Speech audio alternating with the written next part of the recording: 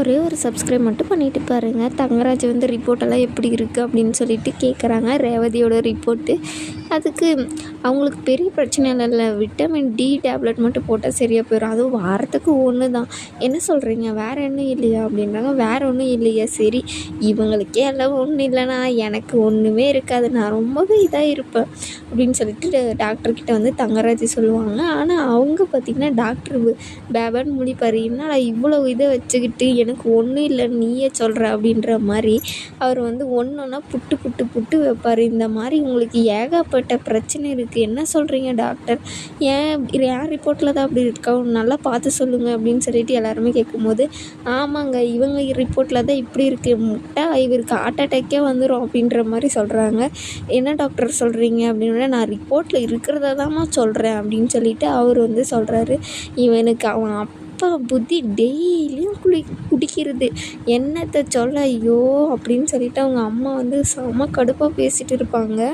பக்கத்து தெரு போகிறது கூட கார் எடுத்துகிட்டு போகிறான், நடக்கிறதே கிடையாது, கையை ஆட்டி ஈட்டி கூட ஒரு வேலை செய்கிறது கிடையாது, நான் என்ன பண்ண போகிறேனோ ஐயோ அப்படின்னு சொல்லிட்டு சொல்கிறாங்க. அதெல்லாம் ஒன்றும் இல்லை, நான் சொல்கிற மாதிரி ஃபுட்டெல்லாம் இது பண்ணுங்க, வாக்கிங் போங்க, எல்லாமே சரியாயிரும் அப்படின்னு சொல்லிட்டு டாக்டர் வந்து சொல்கிறாங்க.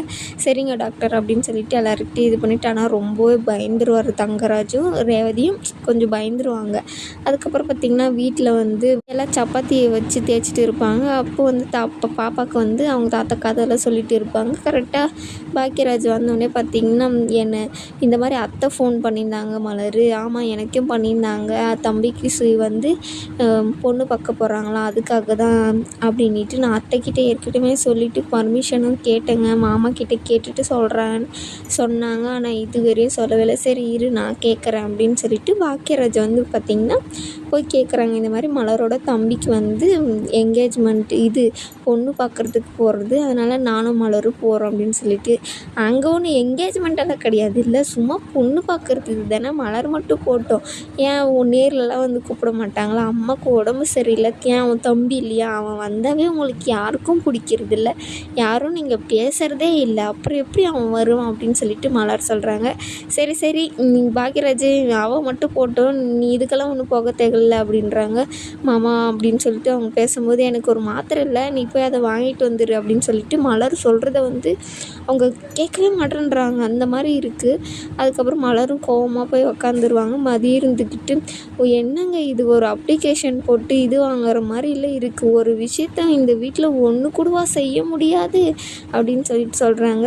மழை வர மாதிரி இருக்குது, அந்த துணியை போய் எடுத்துகிட்டு வந்துருப்போம் அப்படின்னு சொல்லிட்டு சொல்கிறாங்க. அவங்களும் போயிடுறாங்க. அதுக்கப்புறம் பார்த்திங்கன்னா ஸ்ருதி வந்து உக்காந்து அழுந்துட்டு இருக்கும். அப்போது ஏன் அழுகுற, ஏன் இந்த மாதிரி இருக்குது, ஏன் அப்படின்னு சொல்லிட்டு கேட்கும்போது, எனக்கு அண்ணியோட தம்பியை ரொம்பவே பிடிக்கும், ரொம்ப நல்ல பையன், ரொம்பவே அமைதியாக இருப்பானே, ஆனால் வீட்டில் இருக்கிறவங்களுக்கு யாருக்குமே அவங்களுக்கு பிடிக்கிறது இல்லை, ஆனால் அவங்கள மீறி என்னாலையும் ஒன்றும் பண்ண முடியாதுல்ல, அதுதான் மனசு ரொம்பவே கஷ்டமாக இருக்குது அப்படின்னு சொல்லிட்டு சொல்கிறாங்க. மதிக்கும் கொஞ்சம் கஷ்டமாக இருக்குது, என்னடா இவ இப்படியெல்லாம் சொல்லுறாளே அப்படின்னு சொல்லிட்டு. அதுக்கப்புறம் பார்த்திங்கன்னா சுரேஷ் வந்து அவங்க வீட்டுக்கு வருவாங்க, இவங்க ரேவதியோட வீட்டுக்கு வந்தோடனே பார்த்திங்கன்னா தங்கராஜ் ஒரு லிஸ்ட்டே எடுப்பார், ரத்தம் செக் பண்ணுறது, பிபி செக் பண்ணுறது, பாதாம் முந்திரின்னு சொல்லிட்டு எல்லாம் எதுக்குங்க இவ்வளோ, நான் தான் ஃபுட்டில் நான் பார்த்துக்கிறேன், நீங்கள் வாக்கிங் போகிறது அது பார்த்துக்கோங்க அப்படின்றாங்க. இல்லை ரேவதி அதெல்லாம் உனக்கு தெரியாது, இதெல்லாம் செக் பண்ணாதான் அப்படின்னு சொல்லிட்டு சொல்கிறாங்க. ஆமாம் தானே சுரேஷ், ஆமாம் மாமா இதெல்லாம் எப்பயாச்சும் தான் செக் பண்ணணும், அப்பப்போ செக் பண்ணக்கூடாது டெய்லியும் அப்படின்றாங்க. சரி சரி நான் பார்த்துக்கிறேன், உங்களுக்கு காஃபி வேணுமா டீ வேணுமான்னு கேட்கும்போது, இனிமேல் அதெல்லாம் நான் குடிக்க போகிறதில்ல, கண்ட்ரோலாக இருக்குவேன் அப்படின்னு சொல்லிட்டு பாக்கியராஜ் இவர் வந்து தங்கராஜ் வந்து சொல்லுவார், உன் தம்பிக்கு வேணால் கொடு அப்படின்னு சொல்லிட்டு, சரி நான் போட போகிறேன் அப்படின்னு சொல்லிட்டு அவங்க வந்து போவாங்க. என்னக்கா இப்படி இருக்கேன், ஒரு பிரச்சனையும் இல்லை அப்படின்றாங்க.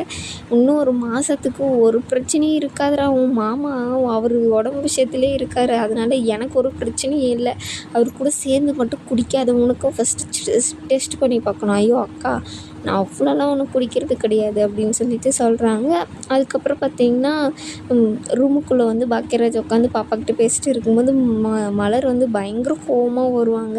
ஐயோ அப்பா இன்றைக்கி ஒரு சண்டை இருக்குது, பாப்பாக்கே தெரிஞ்சிருக்கே எனக்கு தெரியல, நீ ஆமாவா மலர் அப்படின்னோடனே அவர் கடுப்பாயிருவாங்க. பாப்பா அங்கேருந்து ஓடி போயிடும். எல்லாத்துலேயும் கதையில் வீரம் தான், நேரில் மட்டும் வீரம் கிடையாதா, நீங்கள் கேட்க வேண்டியது தானே, ஏன் அவங்க சொன்னால் சொல்லிட்டு போகிறாங்க, நான் உங்க கூட வரேன், எப்படி வருவீங்க? வீட்டில் சொல்லாத எப்படி வருவீங்க? நான் இங்கே தானே பர்மிஷன் போட முடியாது, நான் பேங்க்கில் போட்டுக்கிறேன் அப்படின்றாங்க. நீ கரெக்டாக நாளைக்கு கிளம்பி வந்துரு, உன் மேலே சத்தியமலரே உன்னை கூட்டிகிட்டு போகிறேன் நான் அப்படின்னு சொல்லிட்டு சொல்லுவாங்க. இதோட இந்த எபிசோடும் முடியும்.